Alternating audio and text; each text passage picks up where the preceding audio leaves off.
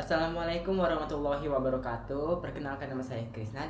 Saya berasal dari kelas D. Di sini saya akan menjelaskan sebuah siklus, yaitu siklus akuntansi, yaitu laporan keuangan. Laporan keuangan dibagi menjadi tiga, yaitu laporan laba rugi, laporan perubahan modal, dan laporan posisi keuangan. Di sini saya akan menjelaskan tentang laporan laba rugi dulu, yang dimana laporan laba rugi adalah sebuah siklus dimana kita mencari keuntungan atau kerugian dalam suatu perusahaan. Yang dimana laporan laba rugi yang kita masukkan dalam siklus ini yaitu pendapatan dan beban saja. Yang dimana ada pendapatan jasa foto indoor sebesar 4.400 dan pendapatan jasa foto outdoor sebesar 14.150. Itu kita tambahkan dan mendapatkan total pendapatan sebesar 18.550. Dan total pendapatan ini sebesar 18.550 termasuk laba kotor yang belum dikurang dengan biaya-biaya atau beban, bisa dibilang begitu. Dan selanjutnya akun beban yang dimana beban cetak foto sebesar 2.565, beban sewa kantor sebesar 2.600, beban sewa alat fotografi sebesar 1.300, beban gaji sebesar 2.600, beban listrik, air, dan telepon sebesar 1.030 rupiah, beban perlengkapan sebesar 940, beban iklan sebesar 1.730, beban kendaraan operasional sebesar 570, beban depresiasi peralatan kantor sebesar 100, beban lain-lain sebesar 310. Beban-beban ini ditambahkan dan mendapatkan hasil total bebannya yaitu 13.745. Dan laba kotor tadi yang sebesar 18.550 kita kurangkan dengan total beban yang sebesar 13.745 sehingga mendapatkan laba bersih, yang dimana laba bersih itu yang telah dikurangi beban-beban tadi, laba kotornya.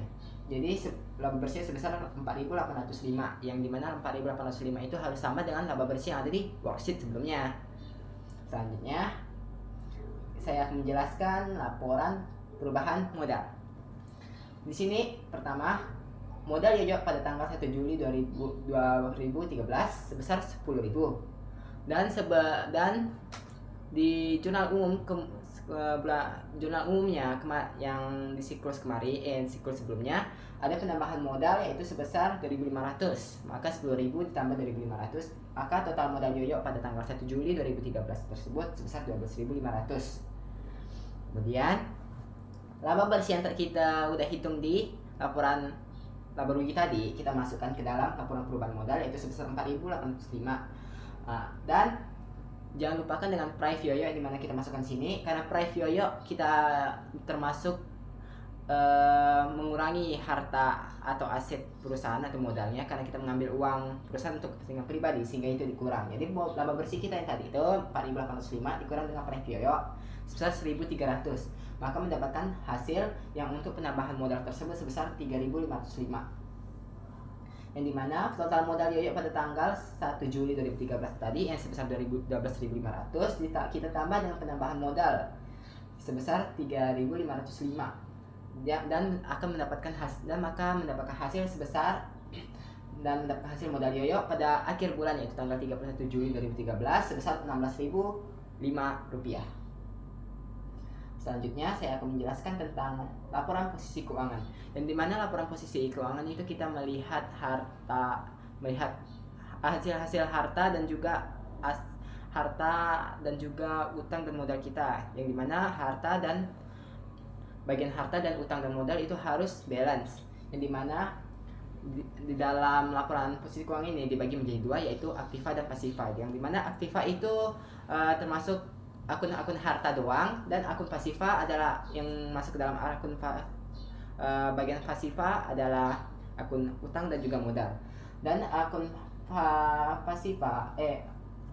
aktiva terdapat harta lancar, yaitu kas di BNI sebesar 12.085 rupiah, piutang usaha sebesar 4.250, perlengkapan sebesar 160, sewa kendaraan dibayar di muka 3.080. Itu termasuk harta lancar karena nominalnya selalu berubah dan masa pakainya di bawah 1 tahun. Itu masuk harta lancar. Dan total harta lancarnya sebesar 19.575. Dan jika ada harta lancar, maka ada harta tetap. Yang dimana harta tetap Terdapat peralatan kantor sebesar 5.000, akumulasi depresiasi peralatan kantor dikurang 100. Kenapa dikurang? Karena posisi akun tersebut di kredit, sehingga itu ditaruh minus di sini. Karena di awalnya kan peralatan kantor, saldo normalnya di debit, akumulasi di kredit, jadi dikurang.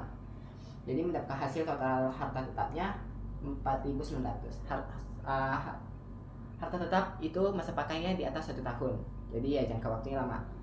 Dan mendapatkan total harta sebesar total aktifanya sebesar 24.475.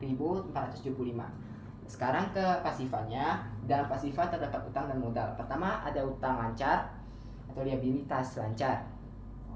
Nah, terdapat akun utang usaha 5.750, utang gaji sebesar 200, pendapatan diterima di muka 2.400, beban yang masih harus dibayar 120.